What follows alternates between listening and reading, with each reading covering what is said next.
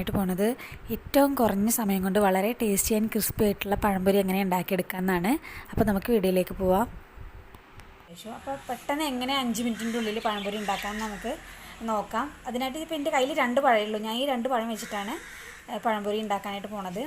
അപ്പോൾ അധികം വലിപ്പമൊന്നും ഇല്ലാത്ത പഴമാണ്. അപ്പോൾ ഇത് ഞാൻ കനമില്ലാതെ ആദ്യം മുറിച്ചെടുക്കുകയാണ് കേട്ടോ.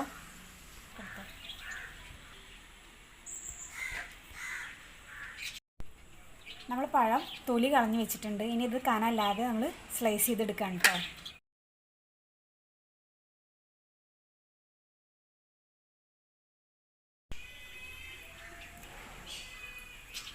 അപ്പോൾ ഇത് ഞാൻ ഈ ഒരു പഴം പകുതി മുറിച്ചിട്ടാണ് കേട്ടോ ഞാൻ കുട്ടികൾക്ക് കഴിക്കാൻ പാകത്തിന് പകുതി മുറിച്ചിട്ട് ചെറിയ പഴംപൊരിയാണ് കേട്ടോ ഉണ്ടാക്കുന്നത്. അപ്പോൾ ഒരു പഴം മാത്രം ഞാനിങ്ങനെ കഷ്ണമാക്കിയിട്ട് സ്ലൈസ് ചെയ്യാണ്. മറ്റേ പഴം ഞാൻ അങ്ങനെ സ്ലൈസ് ചെയ്യുകയാണ് ചെയ്തിട്ടുള്ളത്.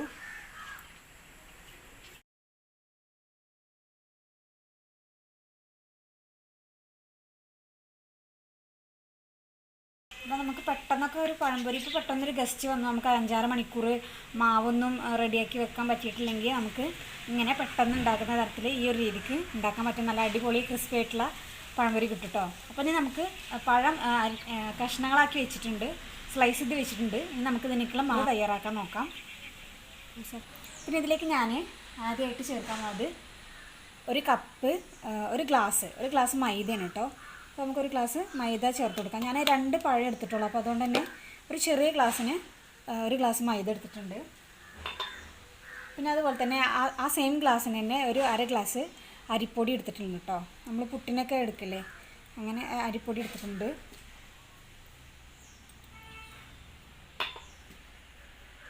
ഇനി നമ്മളിതിലേക്ക് ഇടാനായിട്ട് പോണത് അപ്പസോഡയാണ്, അതായത് ബേക്കിംഗ് സോഡ ഒരു 2 പിഞ്ച് ഇട്ട് കൊടുക്കുക.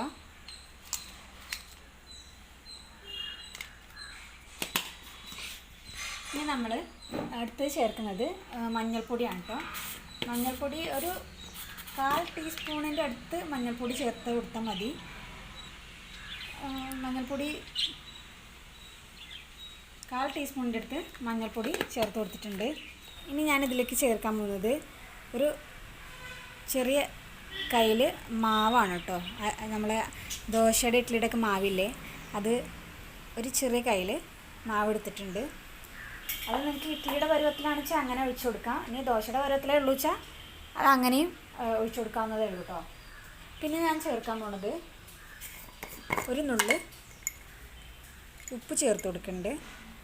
നമ്മൾ പഞ്ചസാര ഇടുന്നുണ്ട്, അപ്പോൾ അതിൻ്റെ മധുരം ബാലൻസ് ചെയ്യാൻ വേണ്ടിയിട്ടാണ് ഒരു നുള്ള് ഉപ്പ്. ഇനി നമ്മൾ ചേർക്കുന്നത് പഞ്ചസാരയാണ് കേട്ടോ. അപ്പോൾ പഴത്തിൻ്റെ മധുരം അനുസരിച്ചിട്ട് നമ്മൾ പഞ്ചസാര എത്ര ആവശ്യമുള്ള വെച്ചാൽ ചേർത്ത് കൊടുക്കാം. ഇനി നമ്മൾ ഈ ചേർത്ത സാധനങ്ങളൊക്കെ ഒന്ന് ജസ്റ്റ് ഒന്ന് മിക്സ് ചെയ്ത് കൊടുക്കുക. ഇനി നമ്മൾ മൈദയും അരിപ്പൊടിയൊക്കെ എടുത്ത ഗ്ലാസ്സിന് ഒരു ഗ്ലാസ് വെള്ളം എടുത്തിട്ടുണ്ട്. അത് ആവശ്യത്തിനനുസരിച്ചിട്ട് കുറച്ചൊഴിച്ച് നമ്മൾ ഈ ബാറ്റർ ഒന്ന് റെഡിയാക്കി എടുക്കുക. കുറച്ച് ഒഴിച്ചെടുത്താൽ മതി, നല്ലോണം ലൂസായി പോകരുത് മാവ്.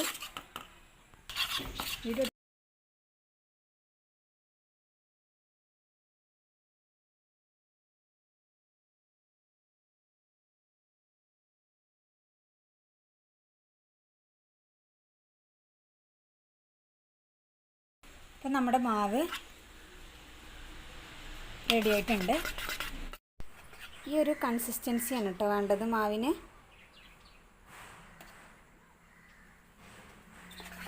ഇതിൽ ലൂസായി പോകരുത്, ഒരു ഏകദേശം ഇത്രയൊക്കെ ആയാൽ മതി. ചട്ടി ചൂടായി വരുന്ന സമയത്ത് നമുക്കിതിലേക്ക് ഓയിൽ ഒഴിച്ചു കൊടുക്കാം. അത്യാവശ്യം ഓയിൽ ഒഴിച്ചു കൊടുക്കാം, നമുക്ക് മുക്കി പൊരിക്കണ്ടേ. നമ്മുടെ ഓയിൽ ചൂടായി വരുന്നുണ്ട് കേട്ടോ. അപ്പം നമുക്കിങ്ങനെ മാവിൽ നന്നായിട്ട് പഴത്തിന് മുക്കിയിട്ട് എണ്ണയ്ക്ക് ഇട്ട് കൊടുക്കാം കേട്ടോ. നമുക്ക് ഓരോന്നായിട്ട് എല്ലാ പഴങ്ങളും ഇട്ട് കൊടുക്കാം.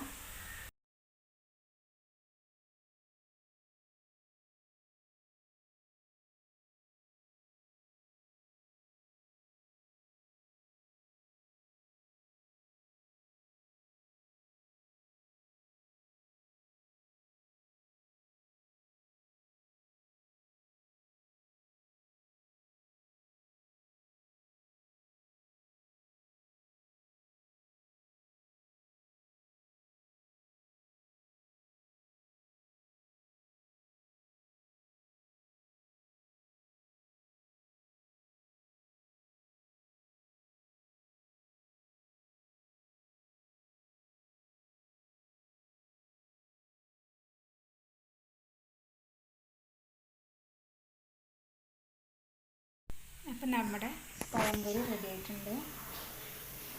ഇവർക്ക് ഇങ്ങനെ കുഞ്ഞ് പഴംപൊരിയാണ് കേട്ടോ ഇഷ്ടം. അതാണ് ഞാൻ ചെറുതാക്കിയിട്ട് പഴം മുറിച്ചിട്ടുള്ളത്.